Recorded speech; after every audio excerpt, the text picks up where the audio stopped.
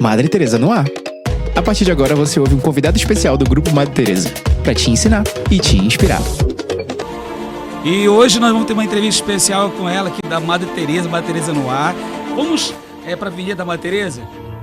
Madre Teresa no ar. A partir de agora você ouve um convidado especial do Grupo Madre Teresa, para te ensinar e te inspirar. Todas as quintas aqui na 104,3 FM. Todas as quintas-feiras nós temos uma entrevista super legal aqui dentro do programa, aqui com a Madre Teresa. E você que está do outro lado, você vai ter uma entrevista especial hoje com a Noemi, Maia, que ela vai estar falando aqui sobre a campanha Maio Laranja, campanha contra o abuso infantil. Noemi, bom dia, obrigada por você estar aqui conosco. Fique à vontade, Noemi. Bom dia, Fabrício. Bom dia, Nonato. A todos que estão nos ouvindo nessa manhã. Agradecer o convite de estar aqui. É uma honra para a gente. E o convite da Madre Teresa também, para estar falando sobre esse tema tão relevante, tão importante para a gente, para toda a sociedade, que precisa ser debatido, e que é a campanha do Maio Laranja. Sim, o Maio Laranja é uma campanha que está sendo realizada ali pela Madre Teresa contra o abuso infantil.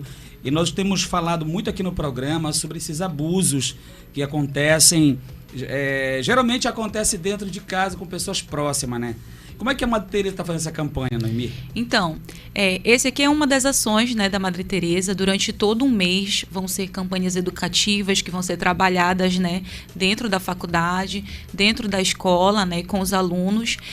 Essa campanha ela foi instituída nacionalmente, no ano, tem uma lei que regulamenta ela, desde 2022, que vai cobrar dos gestores, do poder público, da sociedade, que tenham ações educativas, preventivas, de conscientização e combate. A realidade, como você falou, é que os casos de violência, de abuso sexual infantil, eles acontecem dentro das casas. Por conta disso, há uma subnotificação, que a gente chama. 90% dos casos sequer chegam para o poder público, não são denunciados. Então, assim, hoje no Brasil, a gente está em torno, as estimativas são de que são quase 1 milhão de casos de abuso por ano, envolvendo crianças. 1 milhão de casos. Aproximadamente. E aí, a gente só tem a notificação de 10% desses números, Os outros ficam aí. Fica na impunidade, não chegam nem a ser denunciados, nem nas redes de saúde, nem nas redes de segurança pública. Por muita desinformação, nós temos crianças assim que não têm esse conhecimento, essas informações de vergonha dentro das famílias, tem esses laços familiares, que tem aquelas ameaças também dos pais, ocorrem, Geralmente mais de 70% dos casos de abuso e violência, eles não acontecem, como a gente imagina, aquele caso na rua, embora tenha casos assim, esse tipo de abordagem, mas assim, muito mais que a metade dos casos acontecem dentro do silêncio dos próprios lares, cometidos por pais, mães, parentes próximos, avós. E aí, por conta disso, há uma forma de que não chegue essa informação para as autoridades. Então, esses casos acabam na impunidade. Essas famílias acabam destruídas, desestruturadas. Sim. E a gente fala muito pouco, é um tabu, Às vezes a gente fica surpreso com casos assim, fica em choque, mas rapidamente acaba no esquecimento. O que causa, recente teve uma discussão sobre isso, sobre casos no Pará, no Marajó, de violência, então teve uma repercussão muito alta, mas a gente não pode esquecer, na verdade, que a maioria desses casos acontecem no silêncio das casas, em todas as classes. Esses casos que foram citados no Marajó, me lembro, foi até pela ministra Damares na época, estava acontecendo. Foi ignorado. Os nossos próprios governantes ignoraram, para não aceitarem a verdade, ou até para maquiar a verdade, porque sabiam que ia respingar neles, que é a responsabilidade deles, cuidar. O Estatuto da Criança e do Adolescente, ele tem como prerrogativa esse amparo do poder público no cuidado, não só do poder público, mas quanto da sociedade civil também. Que tem a obrigação de cuidar do adolescente, da criança, tem os direitos da criança e do adolescente a serem respeitados e cumpridos por eles. Então, assim, uma certa politicagem faz com que esses crimes fiquem impunes. né, muitos desses crimes ficam impunes. Então, isso não só fortalece, né, aquele sentimento de impunidade para o autor que comete esse tipo de delito, como também deixa a sociedade ali fragilizada, em ver esses absurdos acontecerem. E, infelizmente, o poder público que devia cuidar, que devia dar aplicação da lei, fazer com que a lei fosse aplicada, do amparo e até mesmo, né, para aquele autor fosse punido pelo crime, fica ali naquela história, não, é mentira, é fake news, que não sei o que. Aí depois vem à tona em rede nacional, que era a realidade do que estava acontecendo realmente. Sim, né? E Noemi, existe até na nossa Constituição, lá no artigo 227, que é uma seguridade, uma forma de... um dever da família, está escrito lá, e da sociedade, dá toda a garantia para a criança e para o adolescente. Mas a gente tem visto o contrário, né? E tem visto a sociedade, a família banalizar, e até como o Nonato já falou aí, a nossa política, os políticos, também não darem aquele amparo necessário para essa área que é uma área importante da sociedade, que é as crianças, né? Que dizem, entre aspas, que é o futuro do nosso país. E dentro dessa temática aí, a Madre Teresa vai fazer o que durante esse mês de maio?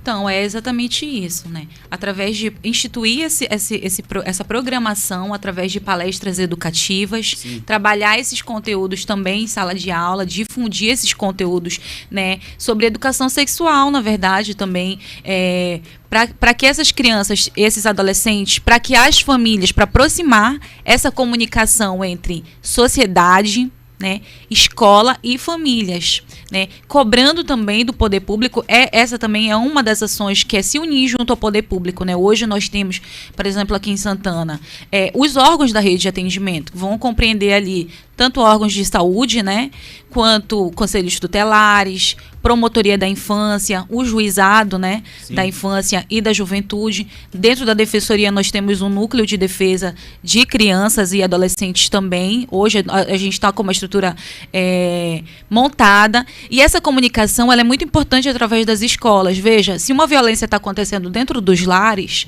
e eu tenho um protocolo dentro das instituições, né, das escolas, das faculdades, que possam receber essa denúncia, que possam criar um ambiente que essa criança e essa adolescente possam fazer essa denúncia e, a partir daí, comunicar com os outros órgãos da rede, fica mais fácil de amenizar, de atenuar essas violências, né? De identificar mais, de evitar que novos casos aconteçam, que essa violência continue na impunidade, que essas crianças e adolescentes e essas estruturas familiares se desgastem mais, gerando outros tipos de crime, outras encorajar as pessoas a denunciarem. Com certeza. Né? E assim, através de conhecimento, através dessas informações e através de um protocolo que mostre que a instituição está pautada nesse objetivo, que ela está preparada para receber situações como essa, encoraja justamente as vítimas e outras pessoas a saberem conduzir. Às vezes, aquela vítima ela não vai contar para uma autoridade, ela não tem coragem de ir lá na delegacia, mas ela pode contar para um amigo, para uma pessoa de confiança, e aí você saber qual caminho seguir, saber onde você vai ser acolhido, saber saber identificar que aquilo é uma violência, porque na verdade, na maioria dos casos, as crianças e adolescentes eles não conseguem nem identificar que estão sendo vítimas de violência e compartilhar. Adultos, né? Não sabe diferenciar em relação ao que é o assédio, o que é a violência, o que é o estupro. Então, a Madre Teresa está fazendo um trabalho para realmente esclarecer a população, porque agora dia 18 agora de maio é o Dia Nacional contra o Abuso Infantil, né? Então a gente observa que o ECA, em relação à lei, ele traz assim, algumas prerrogativas em relação ao amparo. Hoje tem o conceito tutelar também, mas a Madre Teresa entra nessa seara para trazer realmente para a população uma visão maior do que é realmente essa área que é tão importante, que é o assédio sexual das crianças, né? Então, o que acontece? Esse dia 18 de maio, ele já existe desde os anos 2000. E nos anos 2000 ele foi instituído e agora uma lei que regulamentou. Na verdade, a gente só tinha o dia 18 de maio. Ele vai remeter a um caso que aconteceu em 1973, lá no Espírito Santo, que vai contar uma história de um caso, né? O caso da Araceli, que era uma criança de 8 anos, que ela foi brutalmente violentada, assassinada, e e assim, ficou impune. Foi mais um caso de impunidade no Brasil, né? As famílias, né, que cometeram aquelas atrocidades com essa criança tinham muitas condições financeiras, muita influência, e esse caso acabou ficando impune por conta desse caso, né, em homenagem, mas assim, para rememorar a luta, né, dessas famílias. Nos anos 2000 foi promulgado esse dia, né? Foi escolhido o dia 18 de maio como o Dia Nacional do Combate ao Abuso Sexual Infantil, e agora, mais recentemente, em 2022, foi instituído um mês, né? E aí vai ser marcado dentro do mês inteiro essas campanhas, e no dia 18 é uma programação especial, né? A Madre Teresa também está nesse sentido, trazendo participando de todas as ações possíveis, assim, entre poder público, entre divulgar informações e trazer isso para a comunidade, sim, para os alunos, trazer essas informações, difundir, oferecer canais, né, propostas de denúncia e também de acolhimento e de identificação da violência, do abuso, e também quais seriam as punições, quais seriam as medidas ali que seriam adotadas, né? Hoje a gente sabe que se uma violência acontece, né, de ser denunciada, se ela aconteceu em até 72 horas, existe um protocolo que já está estabelecido pela rede de saúde. Esse protocolo vai atender essa criança, né, dentro das redes, dentro das UBSs ou da emergência. Desde que ela seja identificada como uma possível vítima. Geralmente, né, quando chega uma denúncia, né, aí o primeiro passo é identificar em quanto tempo aconteceu esse abuso, esse estupro. Se aconteceu em até 72 horas, né, é feito um protocolo de atendimento ali que vai ser especializado para questões médicas, de profilaxia, preventivos de DSTs, de contracepções. Aí é um método. Se não, aí a gente já formaliza através do Conselho Tutelar, do Ministério Público, delegacias, para formalizar as denúncias e oferecer um acompanhamento psicossocial para essas famílias. Da mesma forma, dentro da Madre, aí vai ter esse acompanhamento, né, uma orientação também voltada, né, para apoio psicológico, emocional. Eles também têm a área de saúde lá, que podem estar debatendo também sobre quais seriam esses métodos, esses protocolos a ser seguidos também pela rede de saúde, né? Tem profissionais da área da saúde, tem profissionais dessa área para divulgar essas informações, fazer chegar, né, para as famílias, para as pessoas, para toda a sociedade, como funcionam esses protocolos, como podem ser feitas essas denúncias, e que há garantias de que elas que não precisa ficar na impunidade, né? Casos desses não precisam ficar na impunidade, precisam, na verdade, ser cobrados. A gente precisa do poder público tomando ações em relação a isso, e quanto mais casos a gente tiver denúncia, mais há uma efetividade de evitar, de prevenir, tanto de ações preventivas através da Madre Teresa, como de ações punitivas mesmo através do Estado.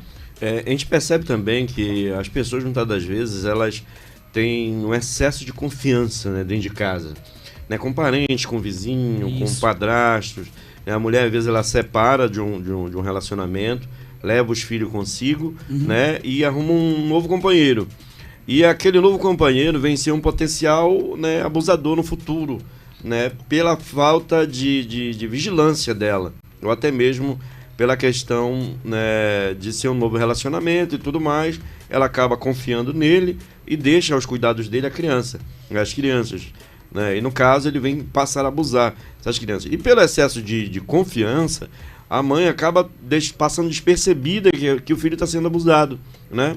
E é isso que a família tem que entender, as famílias, no caso. Eu falo no caso da mãe como um fator ali que está mais próximo das crianças.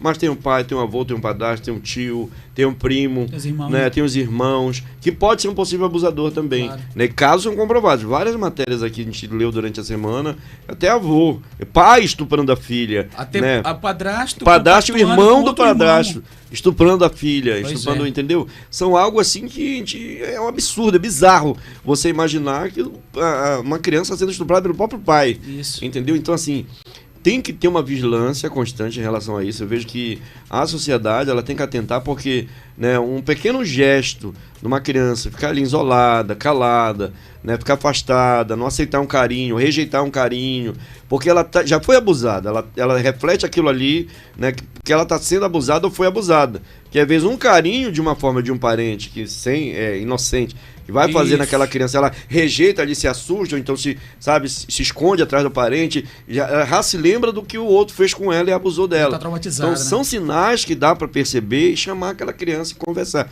Porque tem aquele ditado que diz assim, Fabrício, a criança, ela não aumenta, né, o fato, ela não mente, ela conta, ela pode até falar da forma dela, de uma forma diferente, mas ela conta que aconteceu algo. Isso. Né? E se o pai, a mãe, o tio, o parente ir lá conversar com ela, o que é que está acontecendo, o que foi que houve, fala pro tio, fala pra mãe, fala pro pai, que a gente quer saber o que foi, né? Não fica com medo, porque às vezes o abusador, além dele abusar, ele ainda ameaça. Olha, não conta, senão eu vou matar teu pai, matar tua mãe, matar fulano. Aí fica aquela coisa na cabeça da criança. Além do abuso físico, tem o psicológico também. Aí tu imagina, essa criança vai crescer ali com aquilo na cabeça, né? E possivelmente vai ter problemas no futuro aí, né? É verdade. A gente vê, professora, também uma coisa muito importante em relação às crianças. Hoje a gente está num mundo tecnológico, né? Então a gente vê muitos casos na internet. Então eu queria até fazer uma pergunta para a senhora em relação a isso aí. O que a Madre Teresa, a senhora, pode orientar os pais que estão ouvindo agora em relação até isso? Por exemplo, tem pais que vão trabalhar e aí ele por não... Deixa a criança com o celular. Isso, não tem uma responsabilidade e deixa a criança com o celular. E hoje as crianças nascem... Antigamente a gente não era assim. Era. Hoje o moleque dá de 10-0 no pai e na mãe no celular. Hoje o moleque entende tudo sobre isso aqui. Então ele vai entrar em sites, em aplicativos que vão arremeter para esses E o que é pior, hoje tem aliciadores, tem pedófilos, estupradores que agem nas redes sociais na surdina. Eles criam perfis de crianças, né, mandam um convite para essas possíveis vítimas, elas aceitam e ficam lá aliciando, conversando. A pessoa que está do outro lado, a criança, pensa que é uma outra criança que está conversando com ela. Aí vai ter um momento dela se encontrar com ele, de marcar um encontro, né, que ele vai aliciar, ele vai botar na cabeça da pessoa que ele é uma criança. Chega na hora, ele vai acabar cometendo um crime de estupro ou até mesmo um sequestro, né, que casos tenham acontecido assim nessa natureza. E é um alerta, né, professor? É um alerta. Olha, teve um estudo recente, né, nos Estados Unidos sobre essas redes sociais e esse monitoramento em relação a essas violências. E eles falam que o Instagram, por exemplo, é um das redes sociais que ele é mais suscetível aos casos de abuso. Ele mais vulnerabiliza as crianças por causa do algoritmo, né? Sim. Como você falou, é muito mais fácil de você rastrear aquela criança, aqueles perfis, entrar em contato. E os abusadores, eles se utilizam dessas ferramentas tecnológicas. Né?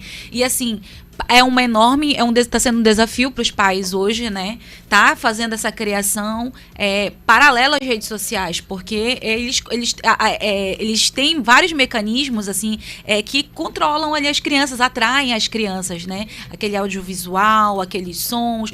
Então, e a partir disso, os aliciadores, eles também se mascaram ali para conseguir mais vítimas, né? Isso. E assim, hoje, esses crimes, tanto de divulgação de fotos de criança, quanto a própria se passar ali aquela falsidade, tudo isso está relacionado também com o estupro, com o abuso infantil, né? Então tem muitos casos sobre isso. Os pais, eles devem, né? A gente fala sobre o monitoramento, sobre o controle. O ideal realmente era que essas crianças tão pequenas não tivessem esses acessos.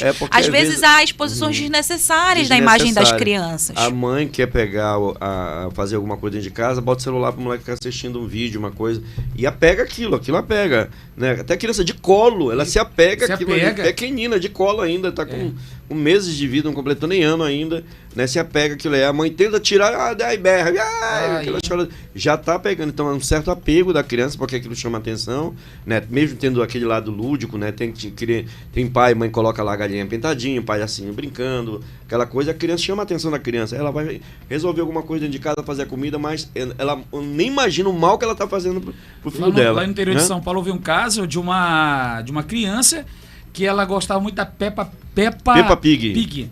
E aí o que aconteceu? A Peppa Pig era um cidadão que criou um perfil. Isso. E o que ele fazia? Ele mostrava lá o órgão genital da Peppa Pig. E aí a criança colocou aqui na cabeça que a Peppa Pig tinha aquilo. E aí quando o pai ia pegar o celular, ela não queria deixar.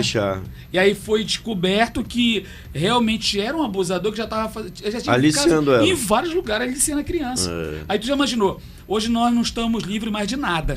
Então, o controle dentro de casa, né, professora, é de suma importância. Né? Agora tem mecanismo hoje, né, na tecnologia moderna, que bloqueiam determinados perfis, páginas, né, que tem possíveis aliciadores. A criança, mesmo que ela queira entrar no site, abrir, ela não vai conseguir ter acesso àquele conteúdo, porque tem mecanismo que o pai pode instalar dentro do aparelho celular, até na TV digital, né, que evita com que ela tenha acesso àquele conteúdo. Então, eu acho que seria o mais louvável, no momento, de ser aplicado. Coloca uma senha, só o adulto pode assistir aquilo lá, entendeu? Ou a criança não tem acesso de nenhuma forma.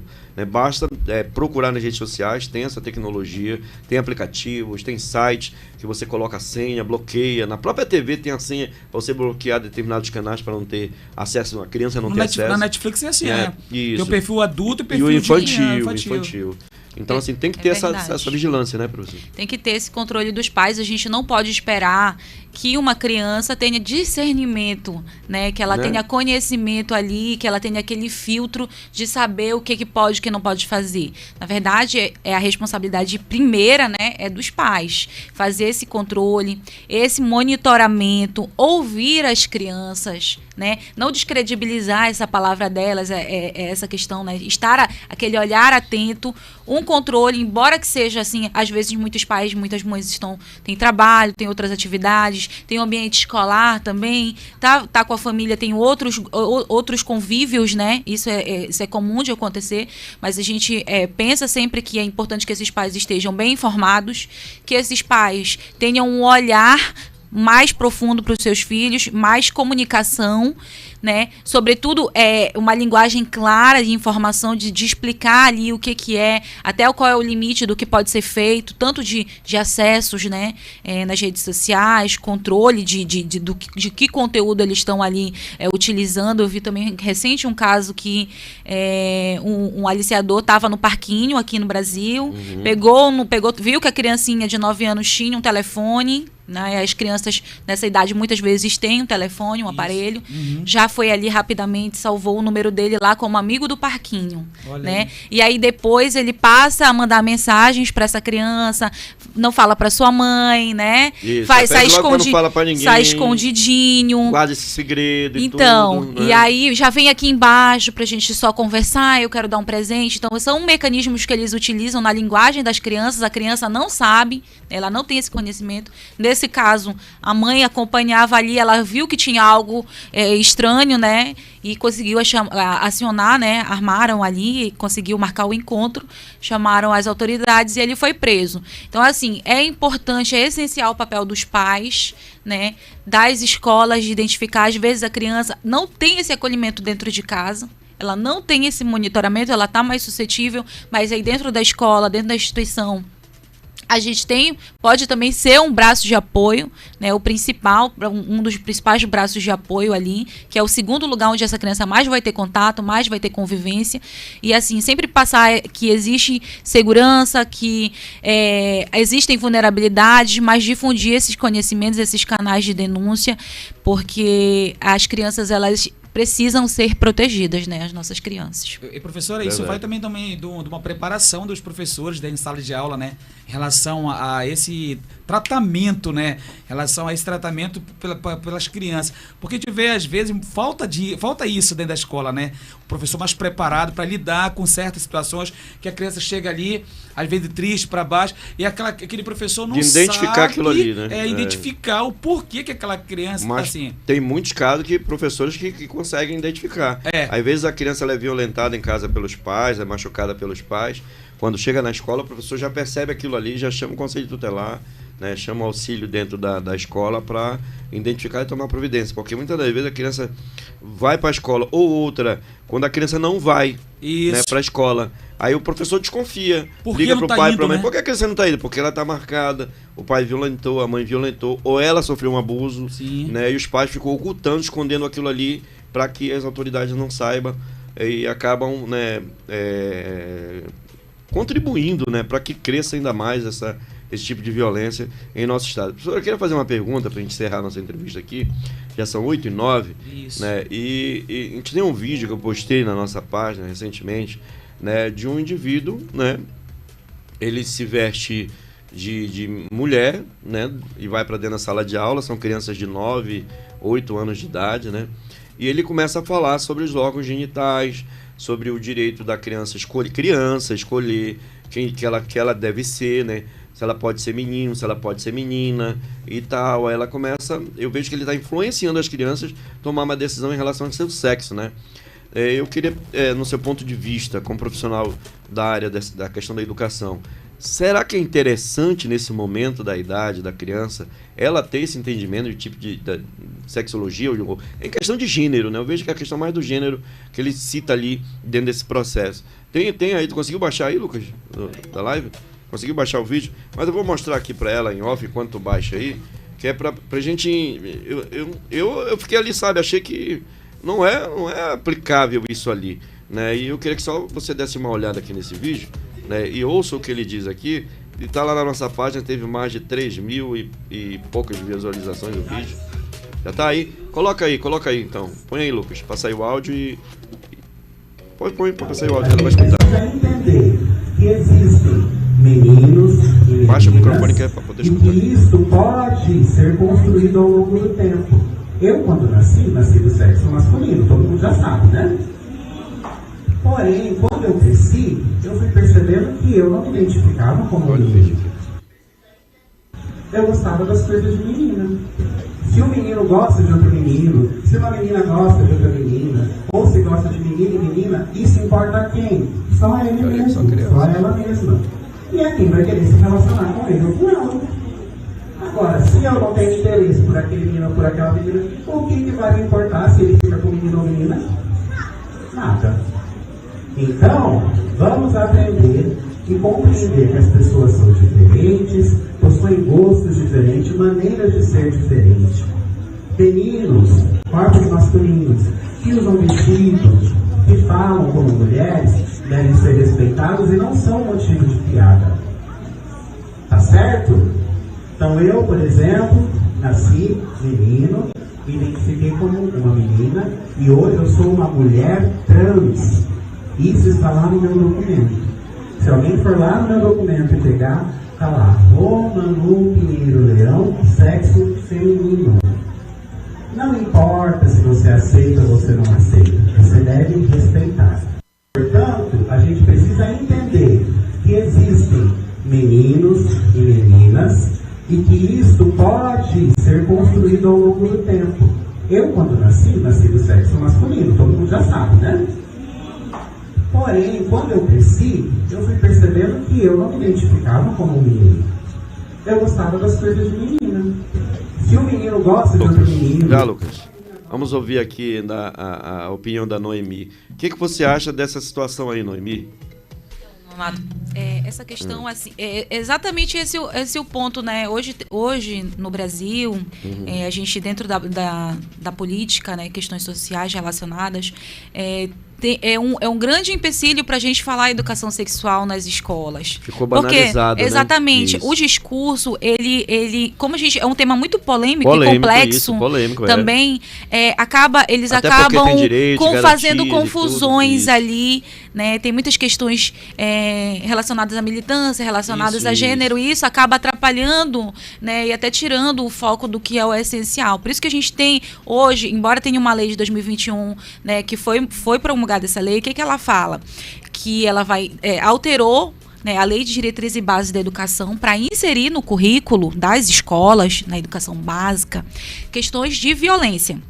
Né? E aí a gente já vai falar sobre essas questões de violência de gênero, né, violências contra a mulher. Então, assim, é uma temática que passou a ser incorporada agora. E aí a gente também precisa falar sobre a questão voltada para esses abusos infantil. Precisa ser falado, precisa ser debatido educação sexual infantil. Para as crianças terem conhecimento ali sobre os seus corpos, para terem conhecimento sobre os seus direitos. Né? Mas esse discurso, ele acaba realmente... Não alcançamos isso, assim, no Brasil. Então, assim, não há um parâmetro que regulamente tudo, que seria o ideal, né, dentro do Estado, né, ter uma política voltada para esse acompanhamento dessas crianças, mas nesse sentido de mostrar as denúncias, de informar. É isso que a gente faz, mas a gente faz de forma micro ainda, não é macro, né? Apesar de ter sido instituído nacionalmente, a programação do Maio, ele vai se dedicar, do Maio Laranja, vai se dedicar a um mês, né? Ele não se dedica a um debate diário, precisa ser um debate diário e falado e esclarecido. E esclarecido para essas crianças. Não de uma forma que vá fazer influências, né, tendenciosas, né, naquele caminho mais de trazer informação para essa criança. E a gente vê que nessa ação desse indivíduo aqui na escola, né, onde ele se veste de um vestido de mulher, né, um vestido ali, e diz que lá, no decorrer da vida dele, ele decidiu ser, né, reconhecido como mulher. Ele nada mais influencia as crianças, né? Claro que influencia. Do outro sexo a seguirem o exemplo dele. Que eu me lembro que dentro da minha, quando eu era criança, na sala de aula, eu tinha meus professores como meus exemplos, entendeu? Meus professores eram os meus exemplos. Era o que eu imaginava na minha cabeça. Eu quero ser esse cara aí, né? Eu quero ser que nem essa professora, eu quero ser inteligente que nem ela, entendeu? E a criança, ela tem esse pensamento ainda hoje, de olhar o pai, olhar a mãe, olhar a figura do professor e ter o exemplo de ser no futuro igual a ele, né? Então isso vai influenciar, né, essa criança a tomar uma decisão ainda quando criança. E você, né, sabe que é um crime induzir o outro a fazer uma coisa que ele não lhe permite. Ele está induzindo, até porque a idade projetando na mente da criança. Entre 9 e 10 anos, uma criança não tem noção ainda entendeu? Do que fazer. Tá numa formação de caráter intelectual, ainda, né? Tá formando o caráter dela ainda. E a gente vê assim que tem cada bizarrice, né, nesse Brasil afora aí. E a gente, sei lá, machuca demais. Até a gente ver isso machuca, sabe? É triste, é triste. Olha só, o papo foi muito bacana. Reforce aí o convite, né, para essas programações que a Faculdade Madre Teresa traz para a gente em Santana. Tá certo. Muito obrigada, agradeço o convite. Só ressaltar aqui que a professora Márcia me mandou uma mensagem para falar também que dentro da programação, né, durante esse mês do Maio Laranja, a gente vai estar trabalhando com os alunos, com os acadêmicos, casos como esses, né, esses estudos de caso, trazer casos como esses que foram mencionados aqui, que vocês contaram, a gente compartilhou um pouco, estudando, contando, vão ter salas temáticas, né, para trabalhar esses casos e estudar com os acadêmicos esses casos de violações e abusos, e aí as formas preventivas, né, as informações, debater informação, trazer para o debate, trazer para a crítica, para a conscientização, porque se a gente precisa de pessoas pensantes, né, a gente precisa de uma sociedade pensante, a gente precisa de pessoas bem informadas, com informações relevantes,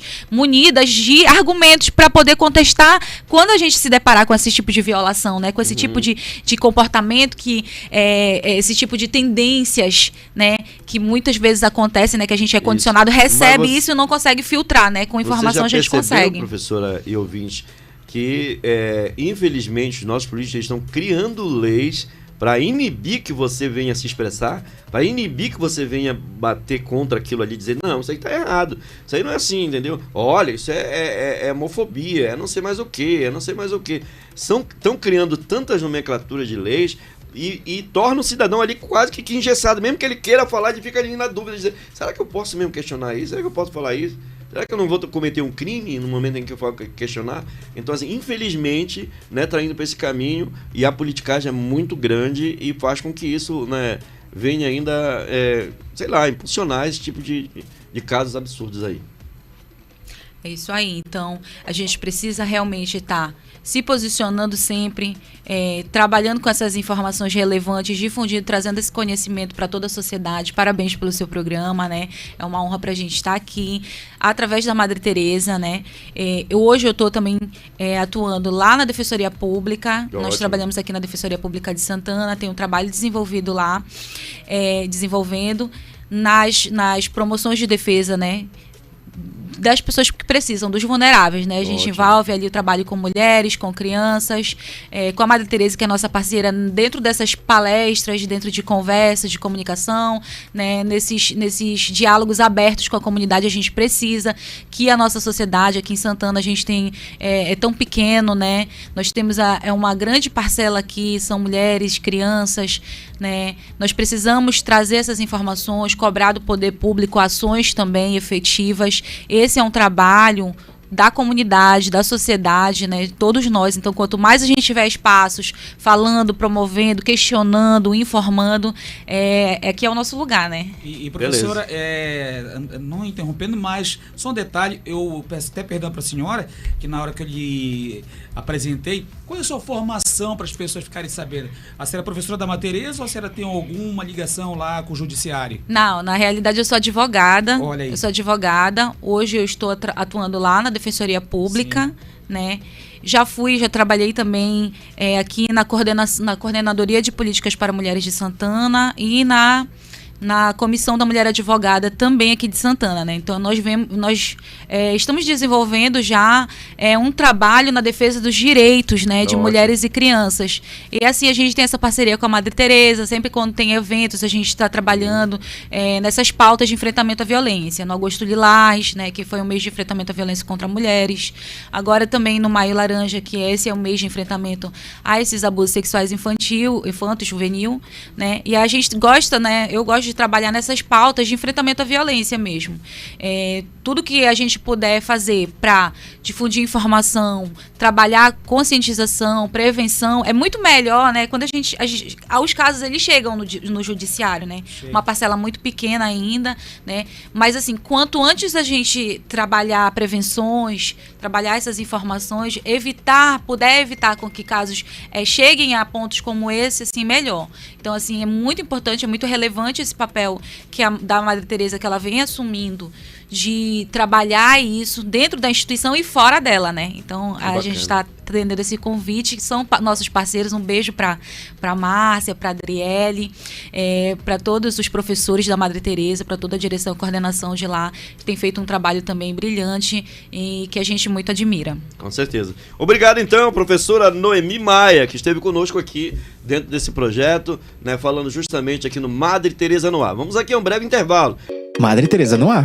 Toda quinta-feira a partir das 7h30 na 104,3 FM. E toda semana um convidado especial do Grupo Madre Teresa. Para você se inspirar e aprender um pouco mais sobre saúde, esporte, educação, empreendedorismo e muito mais.